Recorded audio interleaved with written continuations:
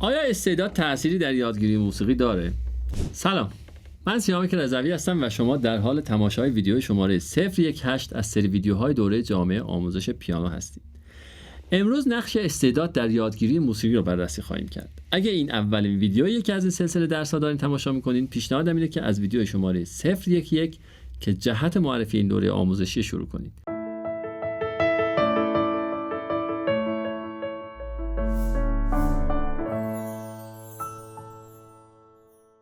استعداد چقدر مهمه؟ از کجا بدونم که استعدادشو دارم یا نه؟ در این قسمت میخوام پاسخ این سوالات رو بررسی کنم. از لحاظ علمی استعداد به یک سری خصوصیات نسبتاً ثابت و ذاتی فرد اطلاق میشه که ممکنه در زمینه‌های مختلفی مثل هنر یا ورزش ظهور پیدا کنه. سنجش استعداد به لحاظ علمی کار بسیار سختیه، حتی شاید عملاً ناممکنه، به دلیل اینکه استعداد ماهیت چند بعدی داره و دادن یک عدد مشخص یا یک معیار مشخص به استعداد فرد واقعاً کار سخت و پیچیده‌ایه. حالا ممکنه که با بعضی تست‌ها معیارهایی رو برای سنجش استعداد به دست آورد، اما عملاً این که بخوایم به شکلی دقیق استعداد شخص رو در زمینه خاصی ارزیابی بکنیم ناممکن به نظر میرسه. با این تعریف از استعداد بریم سراغ سوال خودمون که تا چه حد استعداد در یادگیری موسیقی تأثیر داره. اگه خاطرتون باشه در ویدیوی مربوط به متدهای مرجع من در مورد منحنی نرمال براتون اطلاعاتی دادم. اگه اون ویدیو رو ندیدین پیشنهاد میکنم حتما ابتدا اون رو ببینید تا بهتر متوجه موضوع این جلسه بشین. ما گفتیم که خصوصیات انسانی توزیع نرمال دارن. الان باید این رو هم اضافه بکنیم که سازهای موسیقی برای افراد نرمال طراحی شدن یا به عبارتی نرمالایز شدن. این به این معنیه که هر فرد نرمالی میتونه این سازها رو بزنه. منظور از فرد نرمال فردیه که از لحاظ جسمی سالم و دارای حواس پنجگانه سالم. واضح‌تر بخوام بگم، اگه من دو دست سالم داشته باشم که هر کدوم 5 تا انگشت داره و شنوایی و بینایی سالمی هم داشته باشم، به طور قطع خواهم تونست ساز پیانو رو که برای افراد با این مشخصات طراحی شده یاد بگیرم. از طرفی متدی هم که برای یادگیری استفاده می‌کنم نرمالایز شده است. پس تمامی مواردی که من با اونا درگیر خواهم بود برای انسان‌های نرمال طراحی شدن. و اگه من یک انسان نرمال هستم، به راحتی و با طی کردن مسیر نرمال به مهارت نوازندگی پیانو یا هر ساز دیگه‌ای دست پیدا خواهم کرد. حالا ممکنه چندین سوال به ذهنتون بیاد. پس افرادی که نرمال نیستن، برای مثال نقص عضوی دارن یا مثلا نابینا هستن، اینا چطور ساز میزنن؟ خب جواب این سوال اینه که در واقع این افراد خرق عادت میکنن و با تلاش بیشتر اون بخش ناقص رو پوشش میدن. برای مثال یکی از بزرگترین پیانیست های عصر حاضر آقای نوبوکی سوجی هستند که از نعمت دیدن محرومند، اما با اراده‌ای که به خرج دادن تبدیل به یکی از بهترین های جهان در رشته پیانو شدن.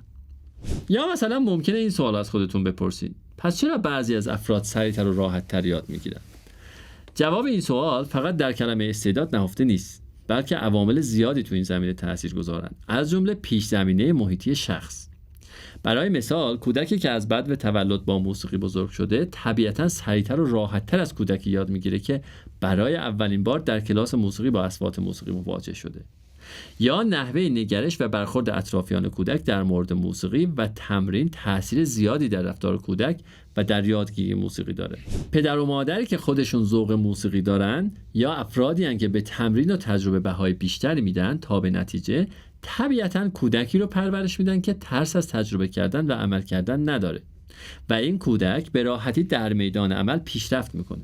برعکس پدر و مادری که کودکی کمال طلب و نتیجه گرا پرورش میدن باعث میشن که کودک از تمرین کردن و اشتباه کردن و در نتیجه یاد گرفتن بیزار باشه و نهایتاً در دید عمومی افراد تفاوت این دو رو به استعداد مربوط میدونن، در حالی که از دیدگاه علمی عوامل محیطی زیادی در این موضوع دخیلن. خب با این اوصاف بالاخره استعداد مهمه یا نه؟ یا اصلا استعداد وجود داره یا نه؟ اگه استعداد رو به عنوان تمامی عوامل ژنتیکی، محیطی و تربیتی که در روند یادگیری تاثیر دارن در نظر بگیریم، جواب شما بله است. استعداد وجود داره، اما تا زمانی که شما اقدام به عمل نکنین میزان استعداد شما مشخص نخواهد شد. آیا استعداد مهمه؟ باز هم جواب شما بله است. اما باید اضافه کنم که سوال اصلی این نیست که استعداد مهمه یا نه، بلکه سوال مهمتر اینه که استعداد چه زمانی مهمه. اگه بخوایم به این سوال درست جواب بدیم، باید بگیم که در 10% انتهایی هر کاری استعداد مهمه. برای مثال اگه ما 2 پیانیست رو در نظر بگیریم که تا سطح 8 رسیدن، در این مرحله است که استعداد هر کدوم از اونها یک نسخه منحصر به فردی رو ایجاد خواهد کرد. پس ما 2 پیانیست در سطح 8 داریم که هر دو استاد این حوزن، اما با همدیگه در زمینه خلاقیت و تفسیر متفاوتند و این تفاوت به دلیل تفاوت در استعداد اوناست. و زیبایی هنر و تفاوت اون با رشته‌های دیگه دقیقاً در این تفاوت‌ها نهفته است. پس با این حساب میشه گفت برای کسی که هر روز داره تلاش میکنه تا موضوعی رو یاد بگیره، عملاً استعداد نقش چندانی در طی کردن مسیرش نداره. یا اگه بخوایم دقیق‌تر بگیم، ممکنه که مستعد بودن کمی شما رو جلو بندازه، ولی نرمال بودن هم هیچ مانعی سر راهتون نمیذاره.